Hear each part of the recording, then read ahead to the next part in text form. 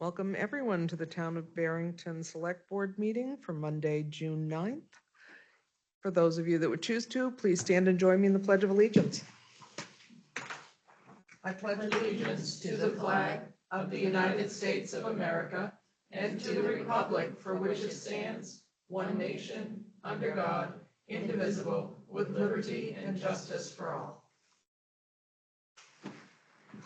Thank you. Could I have a roll call, please?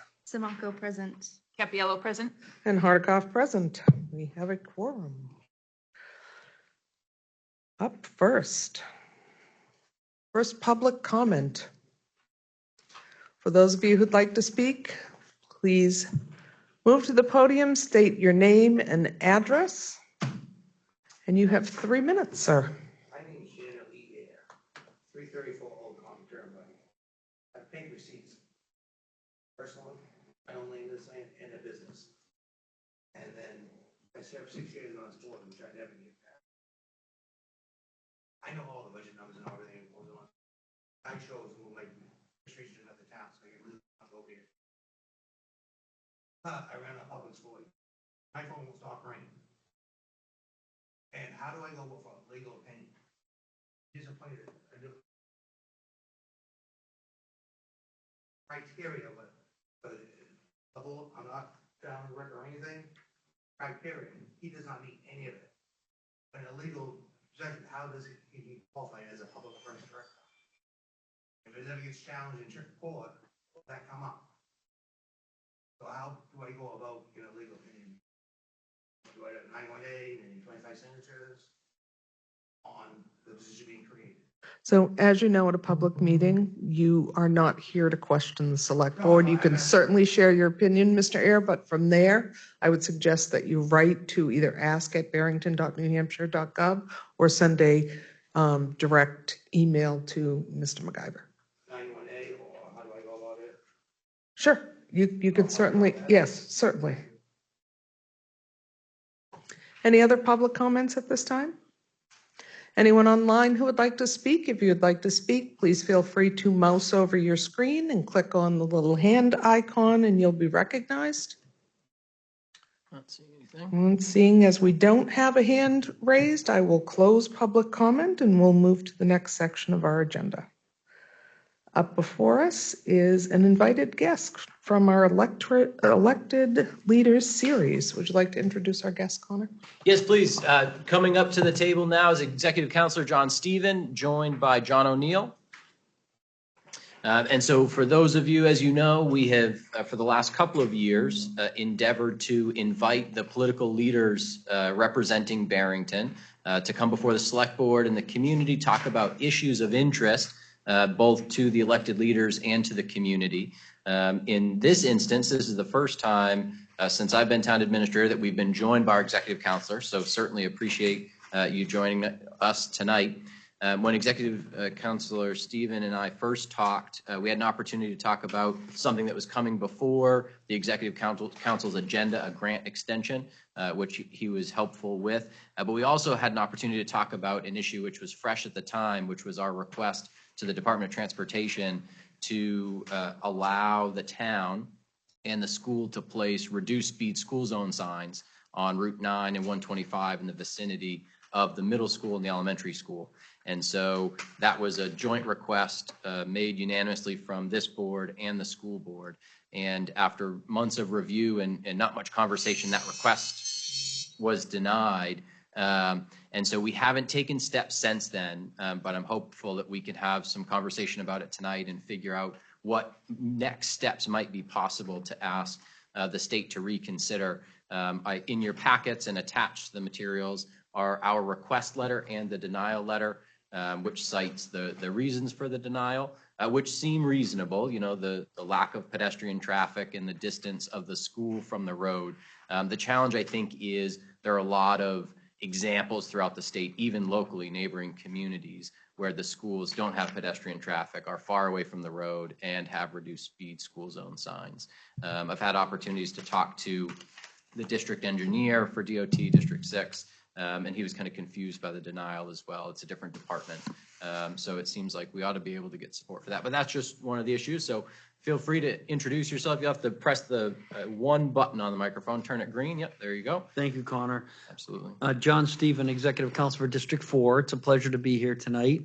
I'm with John O'Neill, who has helped me on my campaign, and John and I both went to UNH together. So we, during the campaign, we were out there pounding signs, and he said he would continue in his assistance. So he's a civil engineer and someone that I look to for advice on a lot of land and planning issues as well. So I'll just start by, again, I live in Manchester, but I represent this town in the district.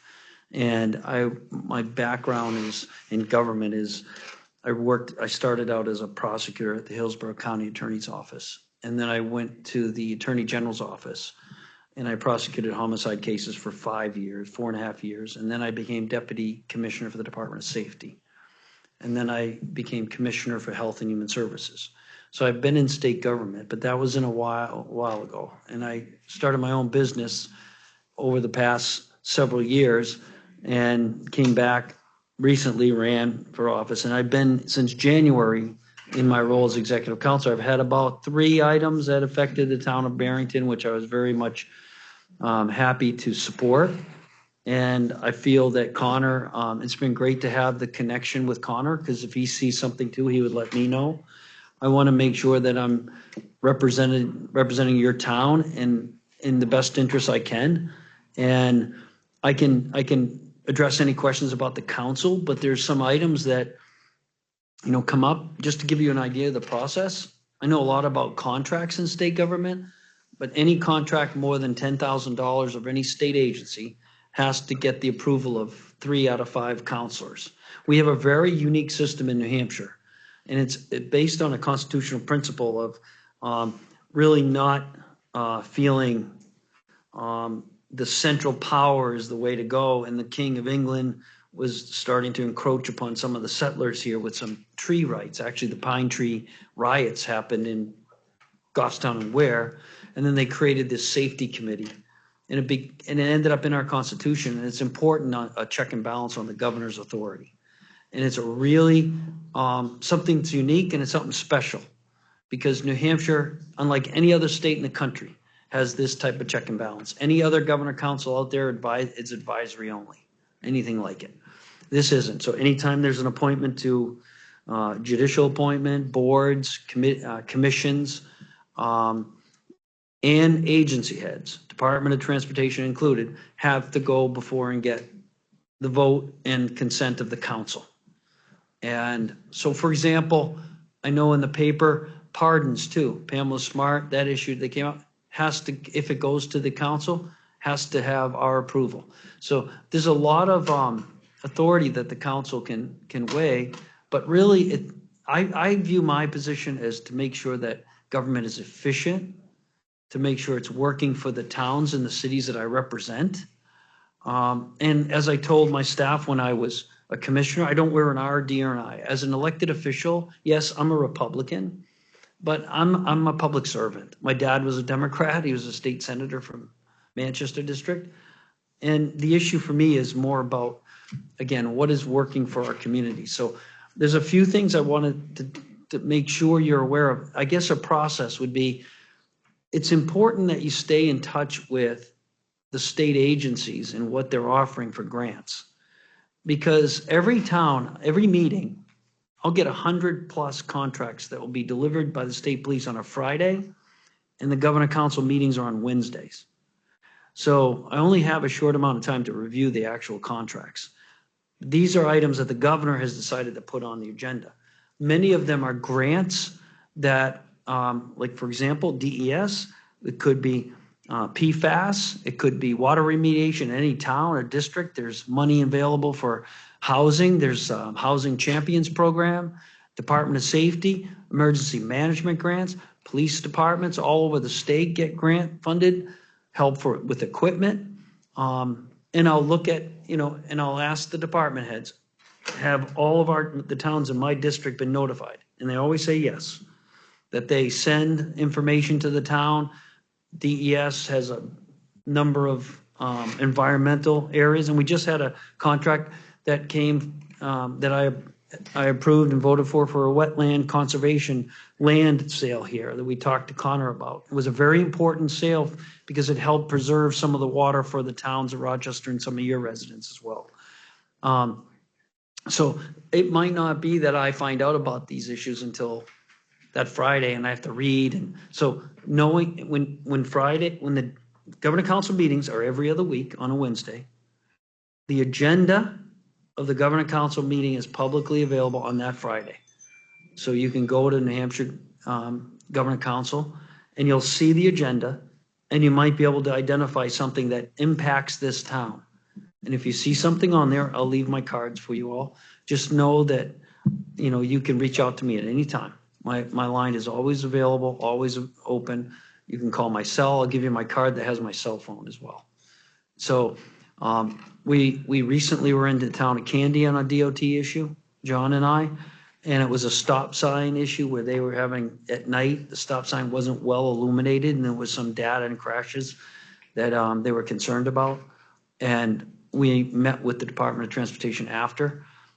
We were also in Pittsfield where they were concerned with roadway that transportation was paving during the summer in their betterment program, but yet the town didn't have the $20,000 funds to bring up to cover their manholes because the manholes are the property of the town and so we were able to identify some areas for them to look at for additional grant funding. So again, I want to be an asset for you all and I want to represent the town here in the best way I can. And there are many, many items that come before the council.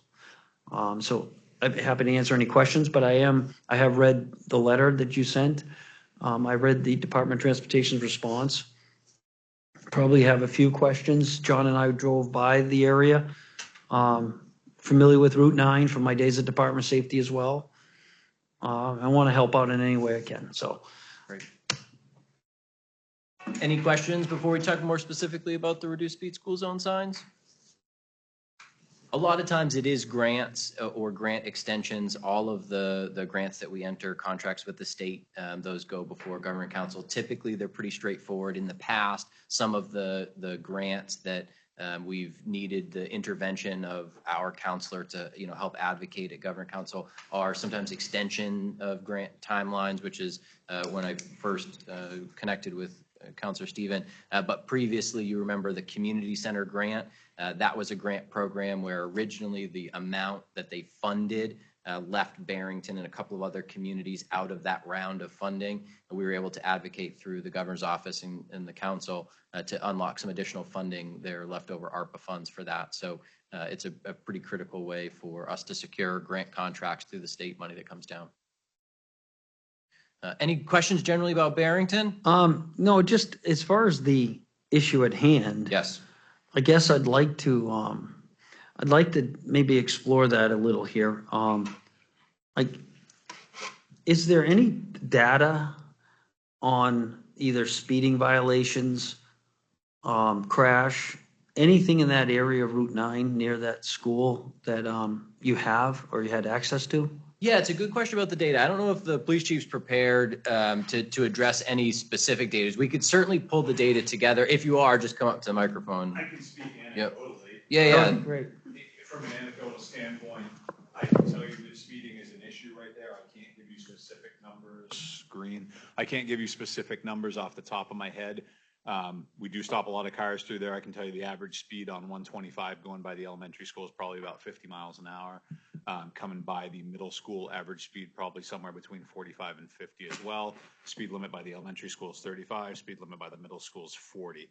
As far as accident data is concerned, if we have any, they're minimal.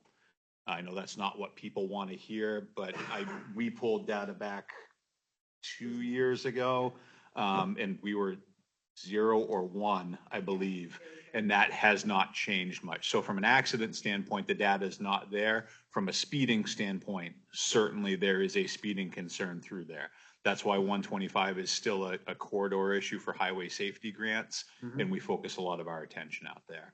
I hope that helps. Was a 35? That is the 35 on 125 by the elementary school. That's correct. The 35 runs back just south of the cinema entrance If I had my way, that 35 would run back all the way back to the intersection of Malago Road. Would And be beautiful. The middle school was 40. That's a 40, but that's it's correct.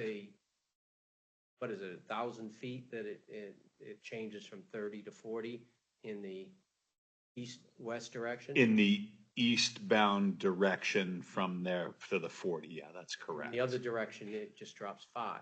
No, westbound, as you go around the corner, it goes from a 40 to a 50. 50, So right. if you're eastbound from Dover to Barrington, you're in a 50-mile-an-hour zone to about the rice farm, that big farm with the Yes. field. That's where the 50 changes to a 40 or a 40 around the corner as you approach the intersection. In your opinion, would it be a benefit to reduce some of those speed limits? Absolutely. Yeah, minimum 35. I'd prefer to see a 30 around there. Problem is those speed zones Both were. directions? Yeah. Yeah. I mean, those speed zones were established before we put in a number of condos across the street. It's bad enough that it's a 40 zone, but if you're coming eastbound, it's a 40 zone uphill into a corner. Have you tubed it since the condos have gone in and been fully occupied? Did you just say that you tubed it last No, year? we haven't tubed that at all. We tubed 125 at the elementary school. I'm not sure that that's been tubed. If it has, I'm unaware of it. And you or the school board might be able to give a clearer picture on the stacking of buses in the morning or the evening that are a little bit different from just a blatant tubing of how many. That trips is there certainly are. Is that data we could correct? compile, yes. See where I'm going with this? Yep. It gives a little bit more of a picture Yeah. from what other areas that Connor had suggested. And we also stack buses westbound going into the school on the westbound lane. My understanding from talking to DOT, and again, Hold a minute. I'm looking to the TA. How do you do that?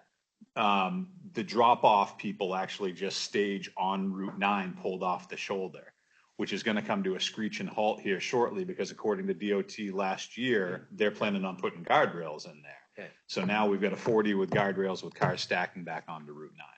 So I'm getting the picture that this doesn't function with with the central median turn lane. There's not adequate stacking. Correct. What is it, approximately 500 feet of sight distance in both directions, or is it less? I'm not even sure I'd give it 500 feet. I'm looking at my fire chief just because he's as familiar as I am. Going westbound into the school, we're coming up into a corner. If you had, I mean, my 250 concern is feet, coming up lucky. into the corner. Yeah. Chief, that's my concern. When you had DOT here, did they come before you at all? No, They so wrote us a really nice letter. Yeah, so I reached out, and this is not having reduced speed school zone signs has always been what appears to be the low-hanging fruit. So certainly there are many factors that contribute to the safety and accessibility of the schools, and reduced speed school zone signs aren't going to solve all those problems. But that is, whenever the topic comes up, typically at the beginning of the school year, because that's when it's front of mind for everybody, getting back into that routine, whether it's commuter traffic or drop-off traffic, et cetera. And so the question always comes up, well, why isn't it even a school zone? It's a school entrance on a state road. Why isn't it even a school zone? That seems like something that you can solve easiest first, even before you look at changing the speed limit of the entire road or that section of the road. And so I reached out to the Department of Transportation, asked about what steps were necessary to get authorization, not even looking for funding. The town and the school can come up with the money to get the signs put up and make it happen. We'll maintain them. And so I reached out to the Department of Transportation, Lee Baronis's office. They said, write a letter with the request to that effect, submit it, and we'll consider it. And I did that in, I think, October. And it was 4 or 5 months. I kept following up. Hey, you haven't heard anything. What's the update? No update. And unfortunately, the first update was the denial letter. It wasn't hey, let's come out to Barrington and talk about it. Hey, this is a tough thing for us because a lot of times we don't authorize signs on state roads that the school is set back a long distance so the conversation. And I take issue with that. And I'm sorry to cut you No, off. please. I take issue with that. And you just addressed it. If you look at the town of Deerfield, which I'm intimately familiar with, I've got a lot of friends over in Deerfield. Their elementary school is on Route 43. Route 43 coming into there is, I believe, a 35 zone as you come around from Mr. Mike's headed out towards Candia. They put a school zone in. It's a reduced speed to, I believe, 25, and I'm working again off of memory. Is that a timed That is a element? timed Is that a school zone. flash Yep. time zone? And their 25, school is set done. just as far off of Route 43 as ours are off of Route 9 and 125. So I take issue with their response only because I'm familiar with those type of schools that have reduced speed zones for school times set up In on your them. opinion, 25 for that whole corridor, is there a stacking issue that now fails the whole highway system by putting it to 25, stacking for the hour period in the morning, hour in the I evening? don't see it hurting anything for that time frame. Yep, it's rush hour. Yeah, we're going to slow them down another 10, 15 miles an hour. We're slowing them down anyway because there's traffic stacked there. So now we can, again, not that we've had collisions there, but if everybody's want it. being knowledgeable and we're adding kids in, and I wish our administration was here today, we are now taking complaints of children who want to cross from the newly erected townhouses who are crossing across to the middle school. I know DOT is never going to put a crosswalk in there. It is never going to happen. But for those timeframes, if we can slow that traffic from 40 down to 30, 25, those students are going to be a lot safer because they're going to do it whether they have a crosswalk or not. You or does the town employ anybody or have any volunteers that are crossing guard in that location? Nope. Or that address the stacking of the buses to help direct and slow traffic? Nope. Nobody holding a stop sign, come across? No. So If is the state treating this as a non-DOT compact because it's rural? They're saying we're not allowing the town any flexibility with putting a crosswalk if you wanted to, or? So we have not broached the Crosswalk has not issue. been broached Yeah, we yet. haven't broached the issue of a crosswalk. Like I said, I mean, we started at what we thought was the You're lowest starting hanging at the fruit. lowest. Yeah. Okay.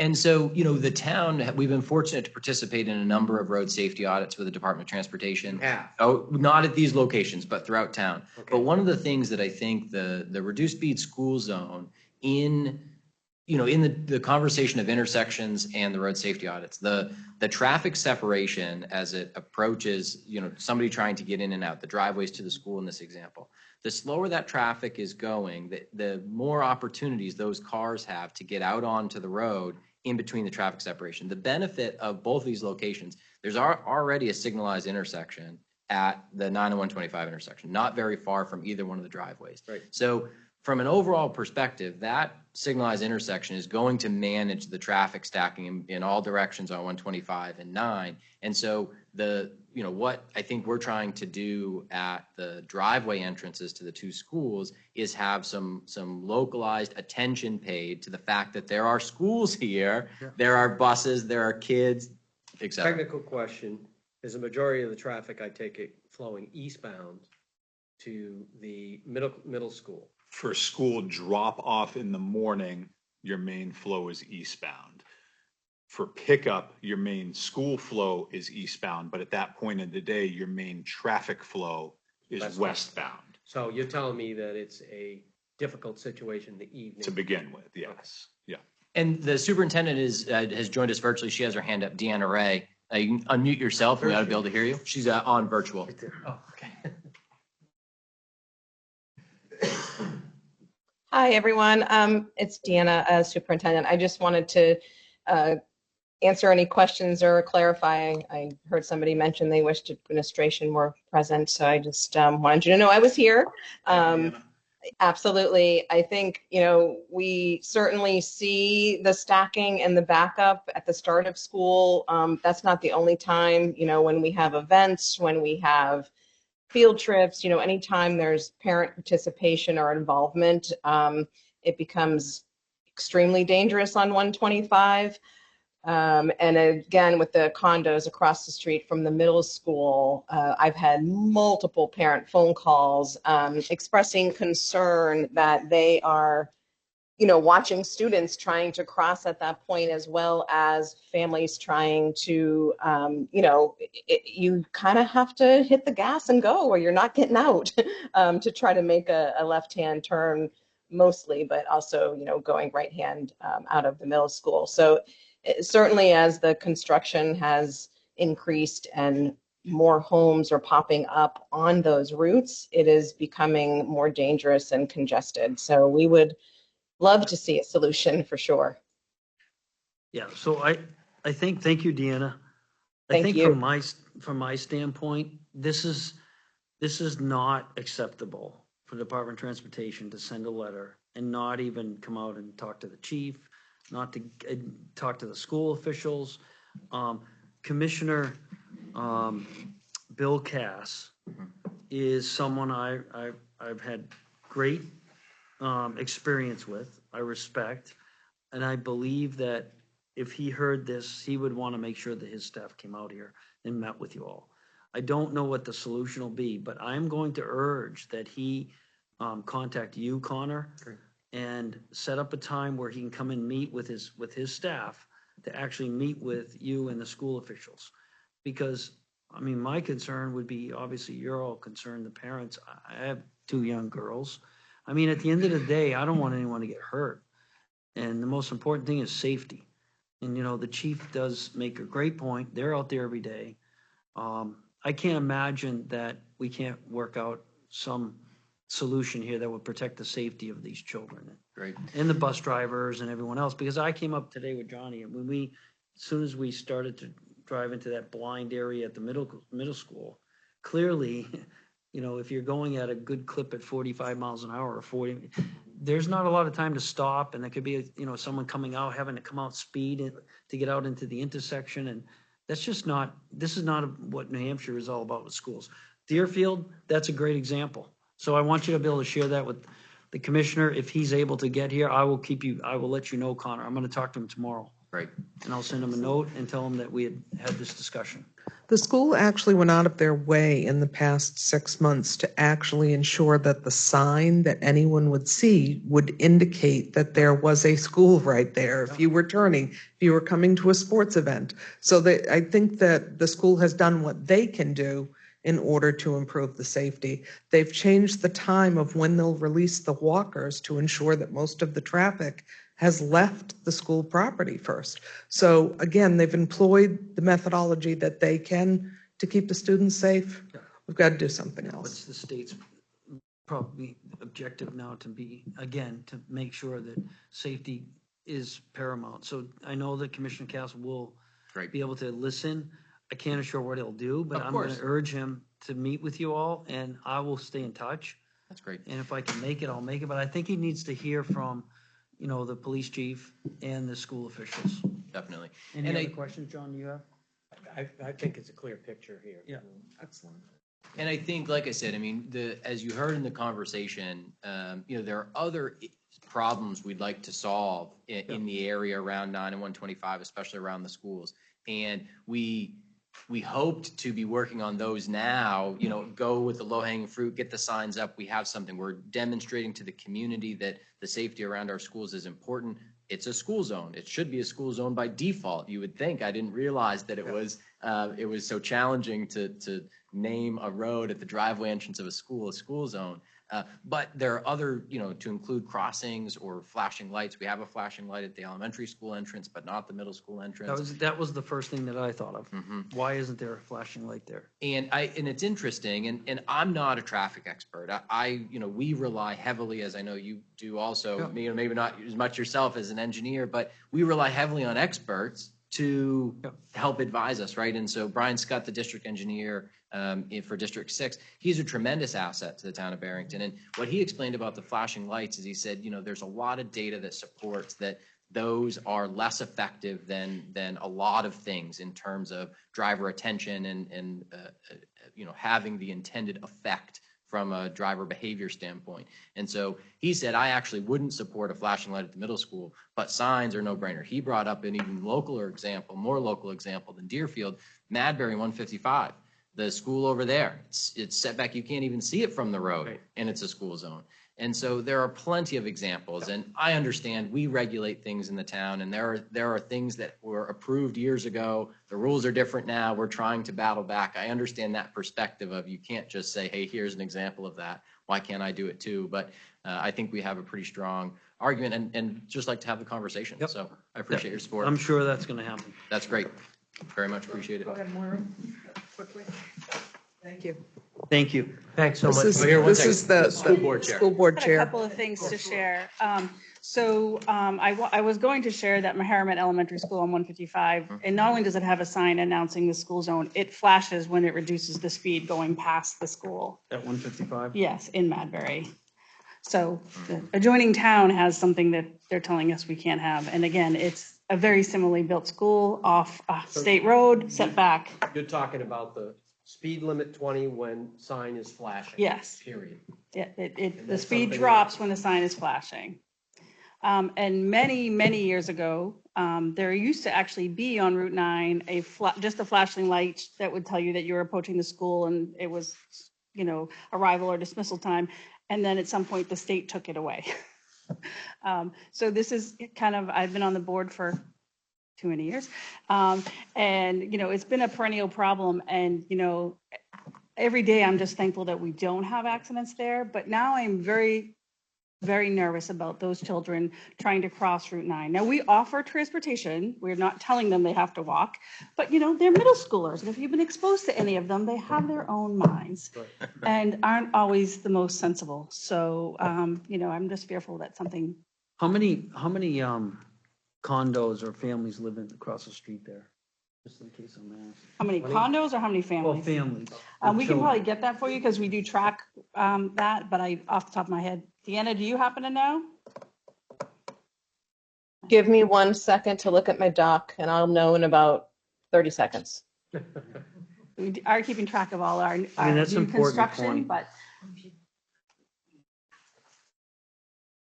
So, and Mr. O'Neill, you had asked about having people out there directing traffic, and I don't think it was Chief Or Joy. crossing guards. I think it was Chief Williams came and did observations, and he didn't think it would be safe even for their officers to be out there directing traffic on Route 125. So just Without the having, proper controls. Correct. We had an officer, I'll stay there, Roy, I'm happy to share with you. We had officers, if we were free in the mornings, popping in and out. It was nothing established, it was nothing formal. Detective Sergeant Barber was often in the area, so she would do it. The problem, again, you have on Route 9 is it's an east-west road, and guess what time drop-off is? When the sun's coming up, so you have solar glare problems. So standing in the middle of Route 9 with solar glare behind you is extremely dangerous. Scott Young almost got hit out there a couple times when he was doing traffic. I've done traffic a couple times. I almost got picked off once. It's not a fantastic place, and 125 is better sightline, and you don't have solar glare to deal with. But again, just doing traffic out there without those reduced speed, it's dangerous. Yeah. Paul, way back, probably before most of your time, Paul Sanders, I think, used to do it, right, Rick? Wouldn't Paul stand out there and do it? But that's going back. So what we're hearing decade is plus. it's mostly the Route 9 corridor as opposed to the adequate sight distance on the 125. There's a flashing light out there. There's adequate turning movement. Right. The And you get it stacking back. doesn't seem to be an Exit. issue because Right. there's enough parking inside the elementary school for drop off and pickup. And we've got a back exit point on the elementary So- school that we're shipping traffic From- out of. as From a opposed to- town perspective, is it something? against the neighbor's wishes. No, that's what it is. From a town perspective, is it something on the agenda for increasing and it becomes another whole issue, increasing the area to drop off or traffic on site in the middle school to reduce the stacking on the 9 corridor? I'd have to check, and maybe Deanna, you can speak to this too, but my understanding is it already wraps the entire building. And that's it, that's the limit of what it is. The back exit Yeah. is also.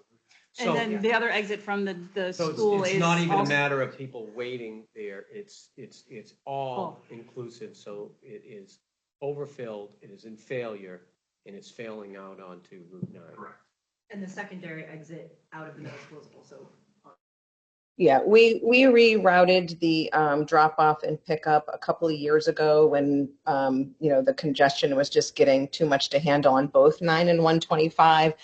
And parent drop off and pickup now wraps around the back of the buildings. There really is nowhere else to go. So that did relieve it for a short time. If somebody can remind me the names of the streets, I have a bunch of streets we're tracking and they're I don't have them by collection. Does anybody know the names of the Sterling streets? and Windsor. We Thank just you. added Wentworth, I think. No, she's asking for across the street. For the students. So Sterling and Windsor. So Sterling, let me make sure I've got the most up to date because I've got a more up to date list here.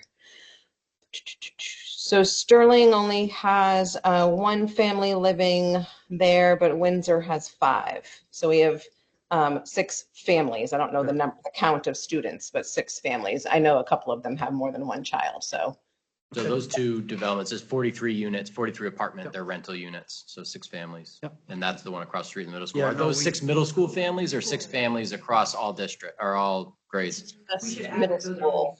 That's just middle school Middle families. school. Okay. Yeah, I Thank have you. 43 units. Okay. I want Yeah, to. yeah.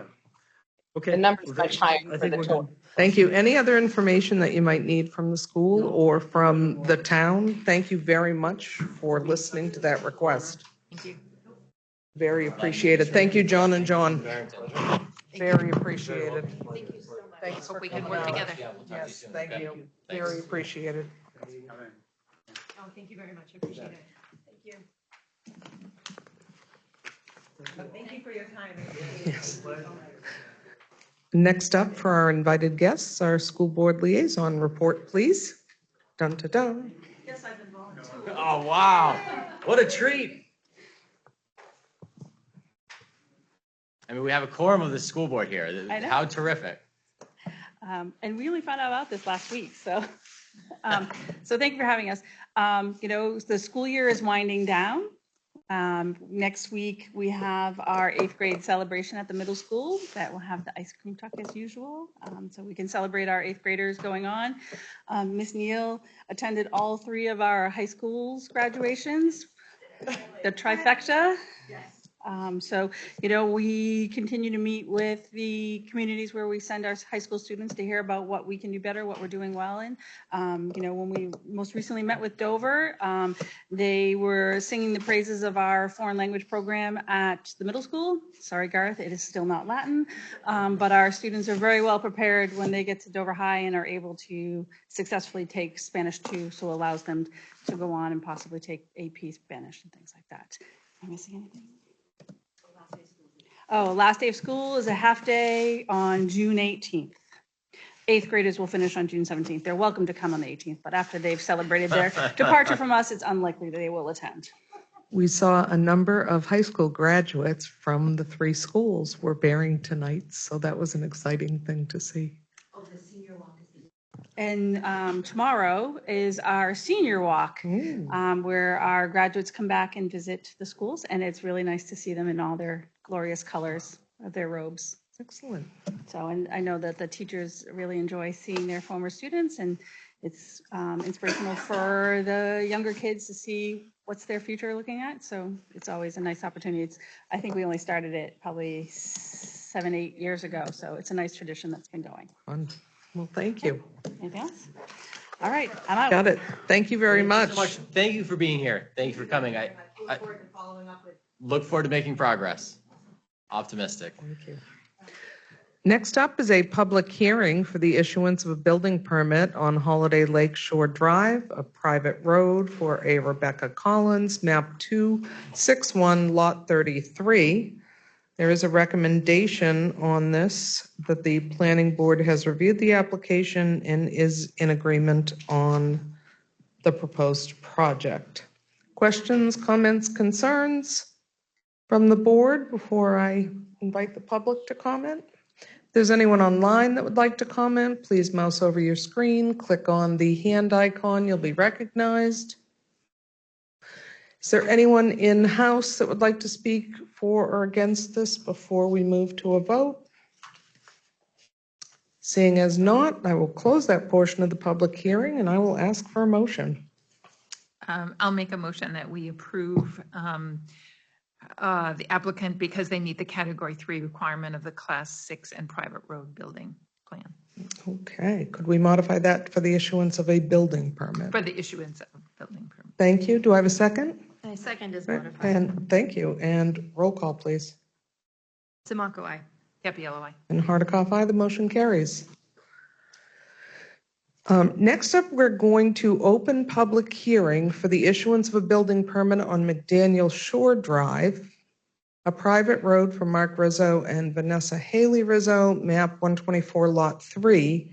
However, that is just going to be to hear from the public in reference to this. We'll be moving this with a modified change in a turnaround area to the planning board, and then again back here, if I've got this right, for July 14th. July 14th, yes, Yeah. two things. So the change of scope in the road improvements from what is in the packet, what the planning board reviewed. So that's why it'll go back through the process. So the planning board has an opportunity to review the updated scope of road improvements. The second thing is the select board will have to decide relative to the public hearing if you want to send updated notice to abutters for the hearing or treat it like we do land use cases. And we noticed the public hearing for tonight. We're announcing that it's being continued to the 14th. So that's the select board's preference on that. You'll just have to decide. Is there anyone online who'd like to speak for or against that issuance? If you'd like to speak, again, mouse over your screen, click on the hand icon. Anyone in-house that would like to speak for or against this? Seeing as none, I will close the public hearing for this. Does the board have a preference in how they'd like to proceed? Would you like people noticed again for the 14th? Could I ask a question about that? Because I tend to like to err on the side of more public notification. What is the cost of notification? Is that significant? No, we don't do certified. We just send regular mail. And I don't know how long the list was. Wasn't very long. I'd like to renotice. I I think if we're going to have a change in what the planning board has approved, we should I agree. renotice. Right. Okay, Great. so there we will have do it. We will renotice. Thank you. Absolutely. Of course. Okay, next up, we're going to have a public hearing on a fun and exciting adventure here in Barrington, Ramsdale Lane Park naming. Jesse?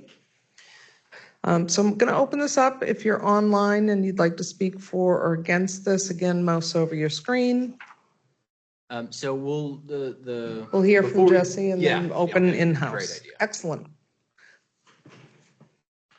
Thank you. I apologize in advance for my voice. It sounds a little raspy, so I apologize. So I am here to respectfully request your consideration to name the park on Ramsdale Lane the Chief Conway Community Park in honor of Richard Conway, whose remarkable service to our town has positively impacted generations of residents. Richard served as the Barrington Community Police Chief for over 30 years, dedicating his career to building trust, ensuring public safety, and supporting the well-being of our community.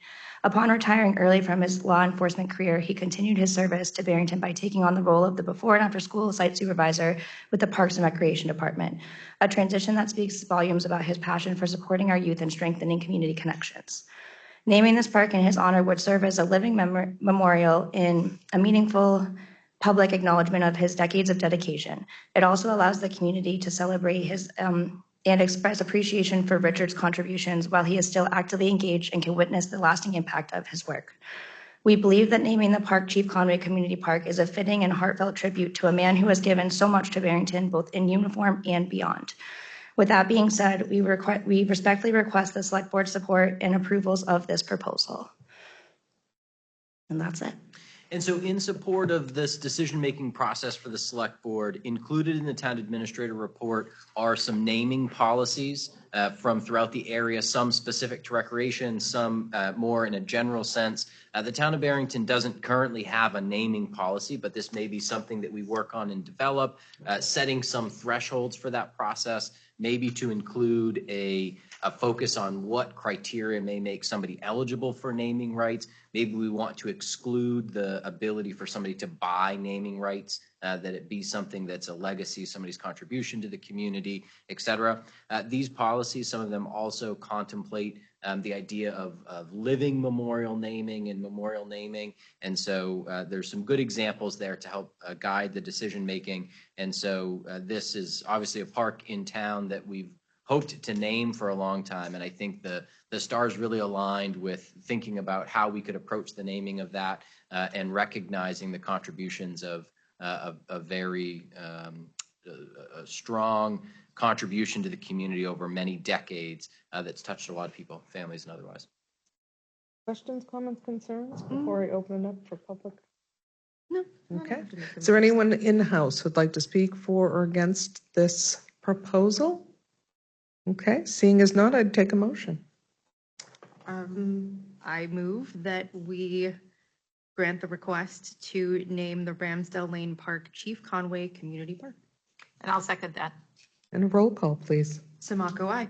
Capiello, I think it's a very deserving credit to Chief Conway's Hardikoff, legacy. aye. You have a quorum, so the motion carries. Thank you, guys. I really appreciate the support. And you're naming on what date? Yes, When so is that's it? what, thank you, Tracy. So Yep. we're going to be doing a ribbon cutting ceremony on June 19th from 5 o'clock to 6 o'clock.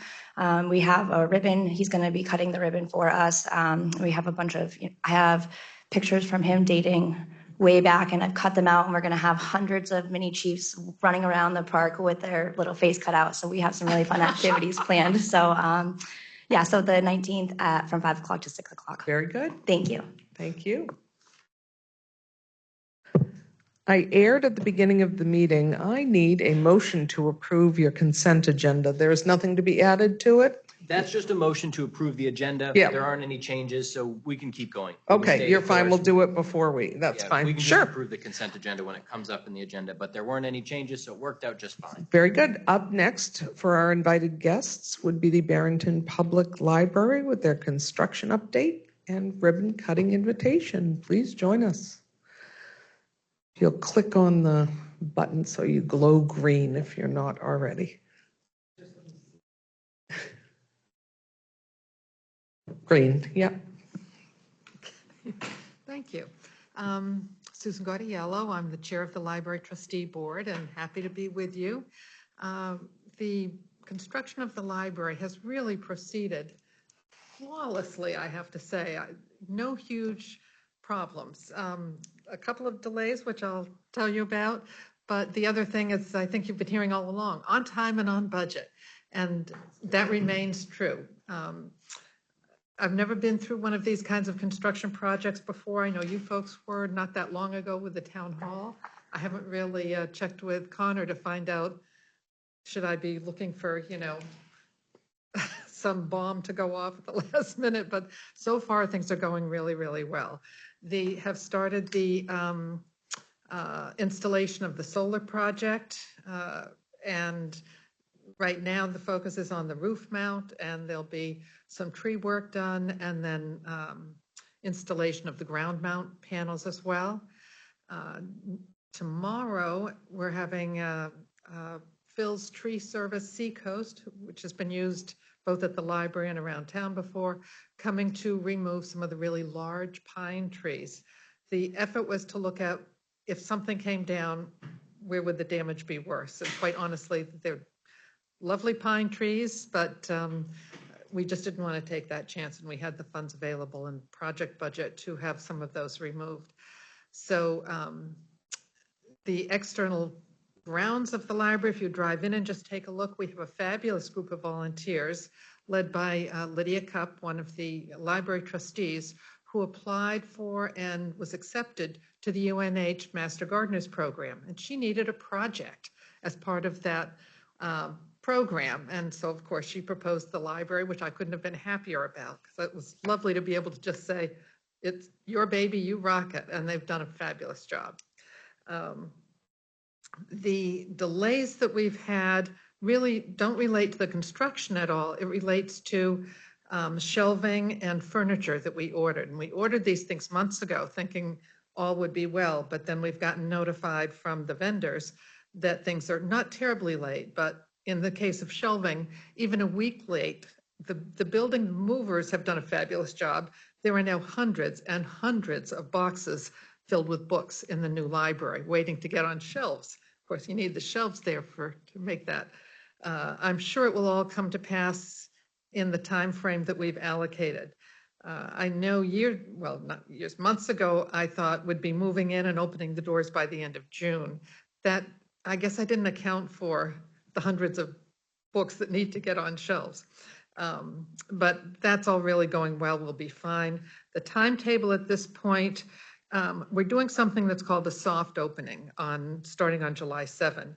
That's really where we have like trustees, foundation members, a few people in the inner circle sort of go in to kick the tires and see, make sure that the technology is working properly, and all of that sort of thing.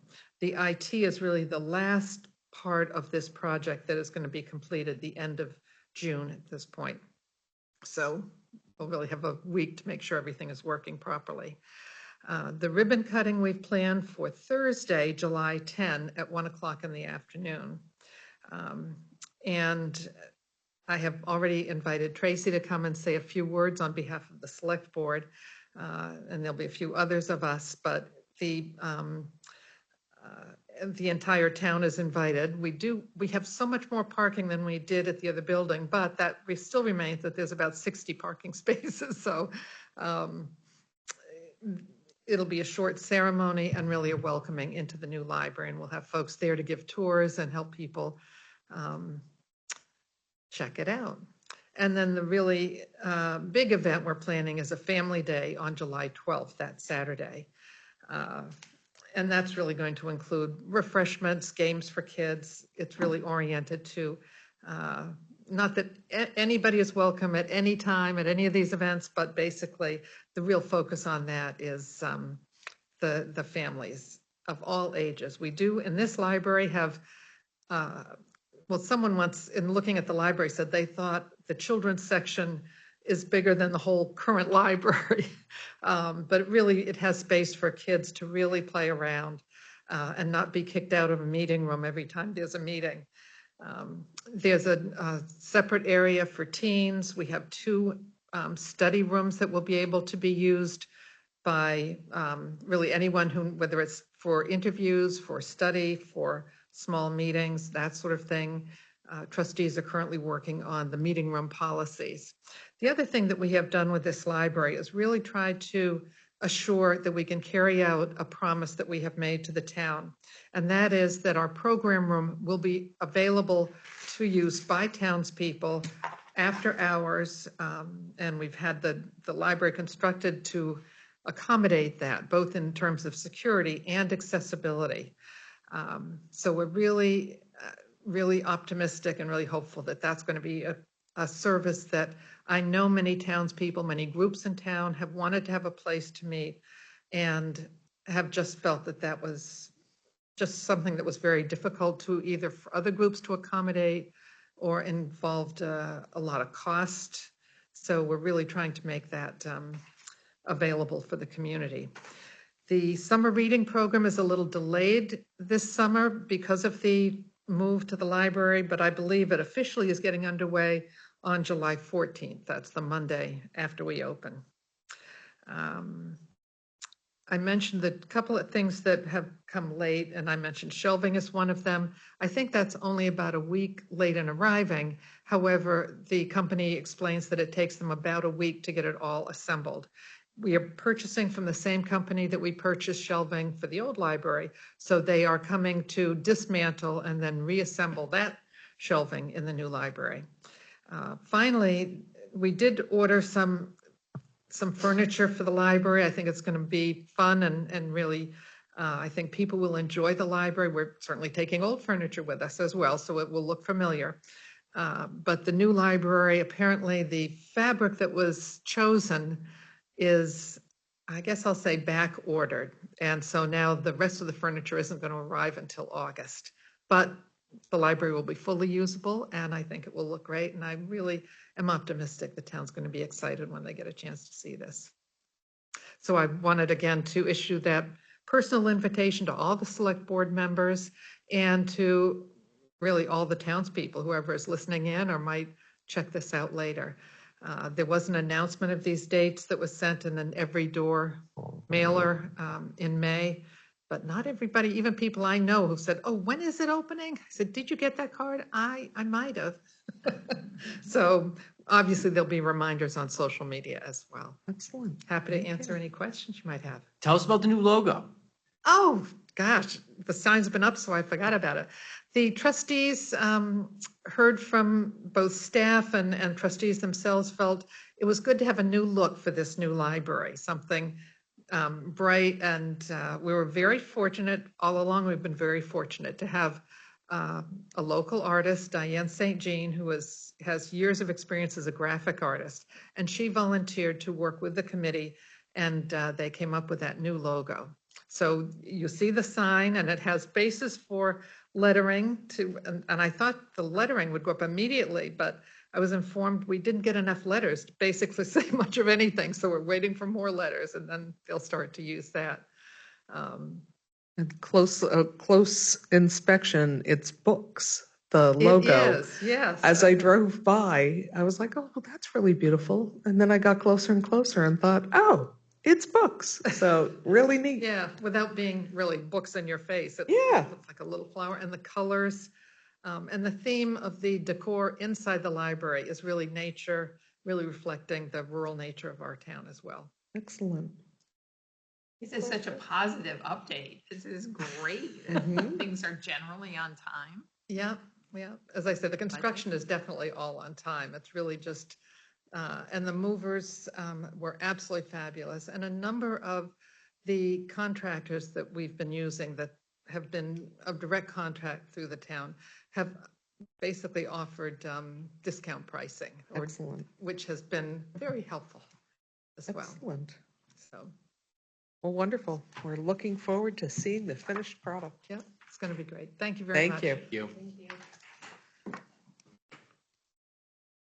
you. Ladies, you have in front of you a consent agenda, A through I, and we need a motion to approve the agenda as presented. I will move that we approve the consent agenda as presented. Second. Roll call, please. Demaco, aye. Capello, aye. Hardikoff, aye. Motion carries. Thank you.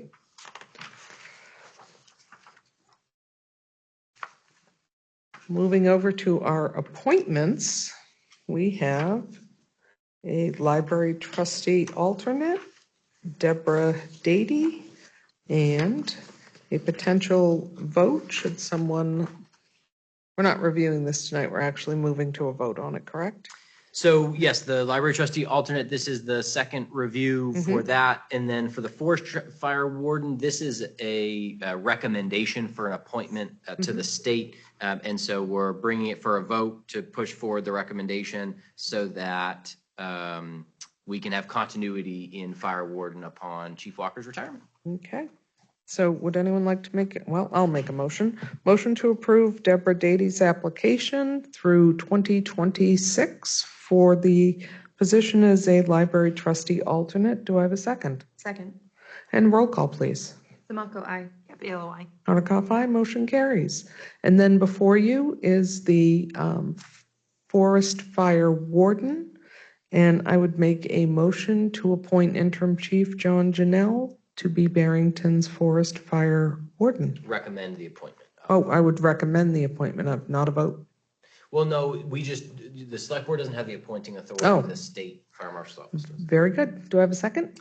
I'll second that motion. Okay, for recommendation, roll call, please. Demaco, aye. Capello, aye. And Hardikoff, aye. Motion carries. And staff report, sir. Great, thank you. June work anniversaries, another top-heavy month, which is just terrific to see the tenure of our employees. Tim Booty has worked with the fire department for 30 years. Scott Young, part-time police officer currently in Barrington, 27 years in the department. Katie Perry, also in the police department, is the administrative assistant for 20 years. John Huckins, who is our retired building inspector, now works as a part-time deputy building inspector, has worked for the town for 12 years. Eric Baker, police sergeant for 8 years. Jacob Cummings in the fire department for 8 years. Our own Tiffany Cottle was hired 6 years ago this month. Oh, congratulations. Very wise choice. The human resource administrator, Debbie Wood, was hired 4 years ago this month, and Eric Spinelli, our newest truck driver, labor, equipment operator in the highway department, was hired this time last year. Moving on, I'm very excited, looking forward. Deputy Chief Campbell. Did I skip it? Did I not read it? I don't think it's on the list. No. Was it this month? Our own Deputy Chief Campbell, who came to the meeting special just because he knew I'd read his name. And the thing is, if you knew Deputy Chief Campbell, you'd know that it's important to keep him humble. So once I saw him here tonight, I said, you know what, I'm just not going to read it. There you go. My sincerest apologies. Yikes. Okay. So this time next week, we will be meeting in Madbury with the select boards in Lee and Madbury to discuss fire regionalization. And this joint meeting is an exciting first step in what we hope to be an exploration of this as an opportunity for the three communities to evaluate a sustainable future for fire service in our three communities. I think the most illustrative example I've been giving lately to discuss the staffing challenges for the department. So Barrington, Lee, Madbury, among the three departments, we have 6 fire engines. A fire engine today costs about $1 million. And at any given time, when you factor in our full-time staffing, our part-time staffing, our call members, the three communities collectively rarely have enough people at any given time to safely staff 2 fire engines, let alone the 6 we have collectively. And so it's really illustrative of the challenges, the staffing challenges facing the fire service and the impact that those staffing challenges will end up having on services if we don't find a sustainable future solution. So the select boards in Lee and Madbury have had the opportunity to sit down and discuss the proposal collectively on their own. We'll join together a week from tonight with a facilitator from Primex. Rick Alpers is the gentleman's name. He has tremendous amount of municipal experience, but no ties to Barrington, Lee, Madbury, or the fire service, which will be terrific. The structure of the meeting will be similar to what's included as a draft in the document that we have here. The request from Madbury was to remove the vote section for now. They approach their decision-making in a way where the votes either evolve or they don't evolve. So based on the trajectory of the joint meeting, the group will decide what the next step is, either to take a vote or to revisit and discuss some additional information. So minor adjustment at the request of the Madbury Select Board. Their select board 5 members or 3. 3? And Lee 5 3. or 3?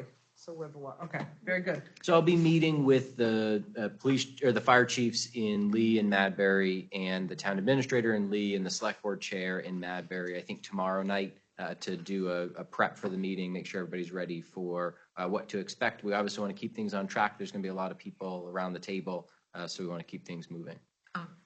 2 things. Would you confirm the time? 6 p.m. Okay. And we're talking about fire exclusively. And then we have one item here is around ambulance service models.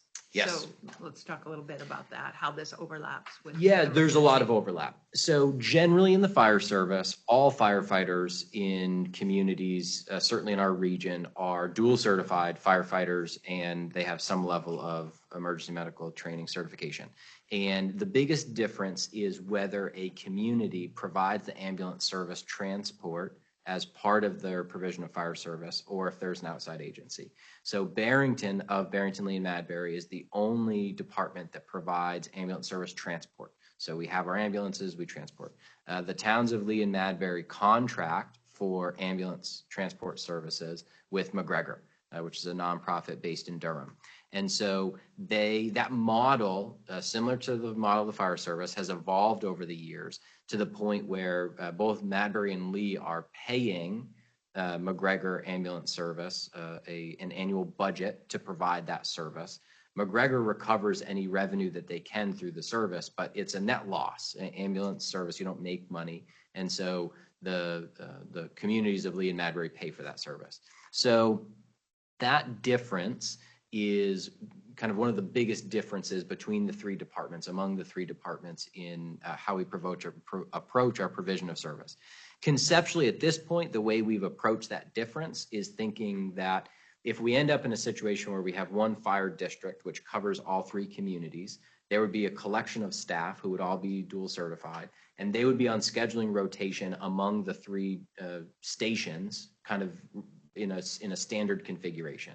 And so it may just be that when you're on scheduling rotation in Barrington, you're on an ambulance transporting when you attend calls and you participate in a scene response in that way. Whereas if you're in Lee or Madbury Station, you're supporting McGregor in that model.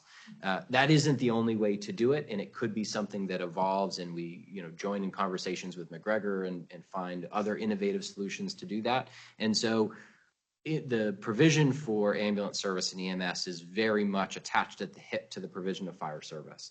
And so it goes hand in hand as far as the conversation is concerned, but as it relates to exactly how the fire district is structured and how we factor in any evaluation of the shared costs of the fire district, that's a difference where we would look at call volume and population and revenue and things like that. So does that answer the question? It does. Thank you. I I don't know where it'll end up. I want to make that clear, but we've talked about it a lot. Just to confirm, this is still an in-person only meeting. It's not being.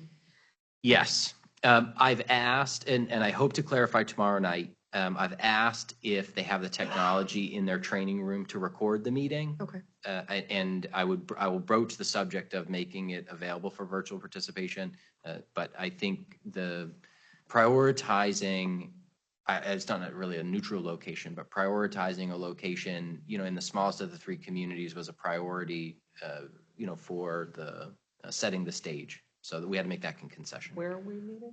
Madbury Fire Station. And just, Where is it? Where, the one that's, The new one, relatively new. It's on 155, just past Maharriman on the right.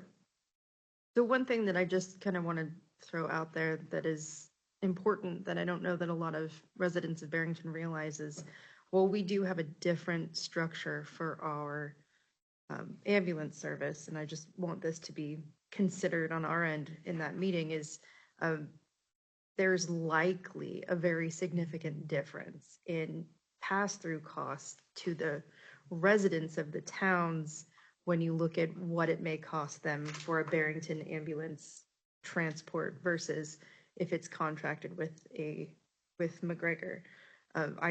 I don't have the numbers in front of me, but my understanding is there's a significant benefit to our residents that they get by us funding our own ambulance service. So that's just a benefit that whether they know they have it or not, I think should be considered. if you need to participate via phone, I can always ensure that, like if you're with a client at that time, I can always dial your number. I mean, I can make sure I'm not with a client. I just can't be there because I'll be on the other side of the country. So Oh, okay, yeah, I have to go spend a week in my actual office. understood. Well, we'll take you however we can have Yeah. you participate. I'm gonna write in big letters, call. Okay. On the topic of joint meetings, tomorrow night, I'm very much looking forward to another joint meeting between the Select Board and Planning Board, a part of a series we've been going through with master plan implementation and working on taking all this planning that we do and putting it to practice. We did that last year. The focus was the conservation subdivisions, which we took the zoning amendment to voters. They overwhelmingly approved the recommended changes. We're working on the subdivision regulation changes to correspond with that as well. You'll remember that a second component of that master plan implementation work was focused on the town center. We have a tremendous amount of energy and attention and momentum around achieving this vision of the town center. Residents have talked about for a while. That vision is a place for residents to gather, businesses to thrive, kind of have that economic center of town. And so with that energy, we wanted to make sure that the vision for the town center that we've had for so long is actually attainable. And so we, secured this grant and we developed this scope for the consultants to work on this. So the first step of the process was an outfit out of Boston has been taking a very deep dive into an economic analysis of Barrington, what the buying power of our community is, what square footage availability for various sectors are now, and what opportunities exist from calculations based on buying power, and what residents are leaving Barrington for now, and what they could stay in Barrington and support from a financial standpoint. And so that will be the primary focus of tomorrow's joint meeting. We'll have a full presentation on that economic analysis, and we'll have an opportunity for the consultants to start laying the groundwork for where they will take that. And where they will take that will be, they've been reviewing our current town center regulations and starting to think about what adaptations we might need to make to actually achieve that vision today. They've also started compiling case studies that will look at other communities that have been on this development curve and achieved what we're trying to achieve. And so we're teeing all of this up with the potential that if there are changes we'd like to make to zoning, we'll be able to get those in front of voters in 2026 so we can continue to advance the achieving of the town center vision. So tomorrow night's meeting will be recorded as well. So if folks are of interest, we'll make sure that that's available. And so I included in the packet the full draft of the economic analysis. They will be summarizing it. We're not going to be going through every slide. It's kind of the format of this is like a slide deck, but it's not. That won't be going through. But if you do have specific questions, make sure you bring them. We can focus on those areas. Really comprehensive. Yes. I thought the last page, which showed like what's the density of people required to support a square footage of a business. That is just fascinating data. And I have already, just from some of the preliminary conversations that we've had, I've already been able to leverage that to conversations with realtors and developers and folks looking to invest in Barrington with commercial development. And so once we have this finalized, we'll be able to go out into the market and show, I mean, the private sector pays a lot more money than we did to have a product like this to advise their decision-making on development. And what we're able to do by doing it ourselves, not only is it independent, but we're able to take this, make this available for anybody looking to invest in the community so that they can help understand where to maximize their investment dollar from a return based on the buying power of the community and the current census of square footage of office space or retail space or restaurant space, et cetera. And I think the overlay with, haven't seen the final data on the UNH Trails economic program will be interesting because they're sampling something slightly different. Absolutely. Yeah, and it coincides fantastically. Yeah, we're very fortunate to have all this energy. Strategic planning at its best, yes. Okay, moving on. So he's no longer at the meeting tonight, but we announced on June 3rd that Rick Walker has accepted the town's offer as the first Public Works Director in Barrington. So he'll start on June 30th, and he will be primarily responsible for managing this transition from a legacy highway department to a Public Works department, which oversees the Transfer Station Division, Highway Division, and the Facilities and Grounds Division. And so this transition will be something that requires a tremendous amount of leadership, the focus on staff management and capital planning and budget planning and really setting the stage to bring the Public Works Department into the future will be very important while supporting all of our existing staff and the excellent services that we provide to the community, not just in the winter, but road construction, paving, the transfer station, and taking care of the investments we've made in our facilities.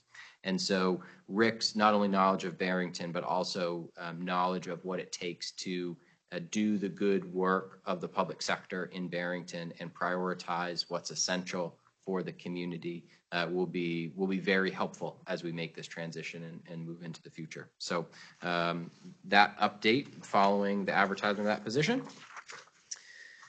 The first issuance tax bills have gone out. I want to correct a part of my lexicon and something that hopefully we can change the messaging on in the community. I have always called it the first half tax bill. First half tax bill.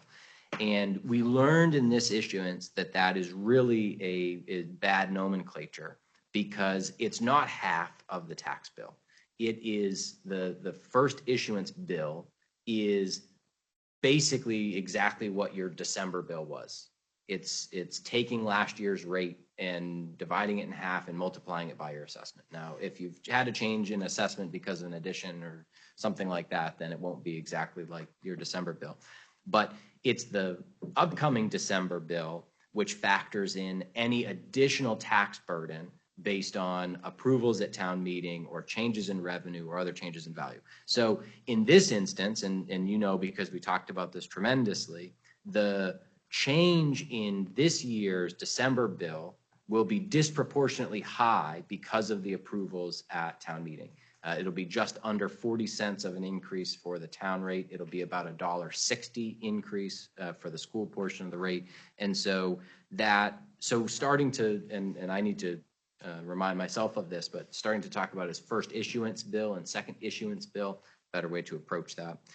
Anyways, I included in your packet, although I know you received them with your tax bill, a copy of the inserts. We included the informational insert, and we included a very detailed insert about the tax rate increase, where property taxes go, who's in charge of those property taxes, and kind of how Barrington compares. We've been receiving a lot of positive feedback on this level of detail, folks coming into the tax office, et cetera. And so I think it was worth the effort and certainly the added expense of including another insert with the tax bill. I have included a list of training opportunities that may be of interest upcoming. And unless there are any questions, that's all I have. Thank you. And next up, Municipal Office Administrator Cottle. All right, for wet signature, we have one warrant for unlicensed dogs, one proclamation, one appointment recommendation form. If you haven't signed the currently out DocuSign, it's for the MS 535. Please do so. And then this Thursday, expect about 18 deed waivers. Maybe a few more will fall off, but those are temporary deed waivers to bring us through to August. All right. Thank you. And old business, plow truck equipment bid award. Yes, so this is something we would normally have on the consent agenda. It's process as usual. We advertise through competitive process. We have a recommendation from the road agent. It's usually the low bid. So something out of the ordinary happened this time, and I want to more specifically involve the select board in the decision making. So the equipment for a truck, the sander, the plow, the wing, et cetera. So that equipment is bid out separate, and it's to the tune of about $110,000. And so all of our bid advertisements are structured the same way. It's due back to the town hall by noon on date certain. You can drop it off, you can mail it, you can FedEx it, but the requirement is that it's here on noon at that date. And so we got two bids, we had a recommendation, and then we heard from one of the anticipated bidders that, hey, you didn't get my bid. And so, Mark explained that, your responsibility to have the bid here. Anyways, it arrived in the mail the next day. It was indeed mailed on the 27th, due on June 5th. And so they didn't mail it priority. And so we talked to the post office, and they speculated that it was probably just mulling around in the Nashua parcel center. And so anyways, if it wasn't the low bid, then it would still just be on the consent agenda. We would move on. But it is the low bid by about $8,000. And so I think we have to balance for the community the need to follow a specific and regulated bid process with the opportunity to save the town $8,000. So both companies we've worked with, HP Fairfield is where they received the scope last truck we purchased, and Viking Savace is from Lewiston, Maine. We've worked with them as well. The road agent's comfortable working with both of them. They provide equipment that meets the town specifications, and we do just fine. The only last thing I will add is our bid advertisement includes a clause that says that we, retain the right to accept or reject any bids through the process. And so although we reserve that right, I think having a strict bid process and policy helps retain confidence in the folks that spend time and money to bid on our advertisements, that we're consistent there. But I wanted to make sure to involve the select board in the decision making. So I have two reactions to this. The opportunity maybe to go back to HP Fairfield and let them know what the bid could be, and offer them the opportunity to match that. I do think that there is very little other than to have sent this in a certified capacity back to us that the bidder could have done to make sure that this appeared before us in the appropriate time frame. Most bids that come in at a minimum with tracking. More often they come in with, what's that? FedEx. With FedEx, guaranteed delivery. And I would say the vast majority are hand delivered. and provided a receipt. So the mailing without tracking, without priority, that's the exception, not the rule in terms of bid delivery in our experience. Has anyone called them to find out why they didn't send it in a trackable manner? I don't think they addressed why they didn't, Just but that they they did mailed say it. that they didn't and that they mailed it, And which is it truthful. marked the 27th of It May? is. And we asked the That's post 8 office. days in advance. Yeah. They might have thought they had a great window. I'm sure they thought they had a great window. And we did ask the post office. So Erin, to her credit, she went down to the post office, talked to them and said, hey, look, was this really mailed on the 27th? They confirmed that it was. And did it really just get here? Oh yeah, we just got it today. You got it the same day we did. And in asking why it probably took so long, I guess priority mail goes in with letters and non-priority packages go in with parcels, something like that. So Sure. it just took a longer route to get to Barrington. Well, motion to allow a 24-hour waiver on the policy to accept the Viking bid, which would save taxpayers 8% or so. Yeah, I mean, I would second that just because of this cost savings. Roll call? Samaco, aye.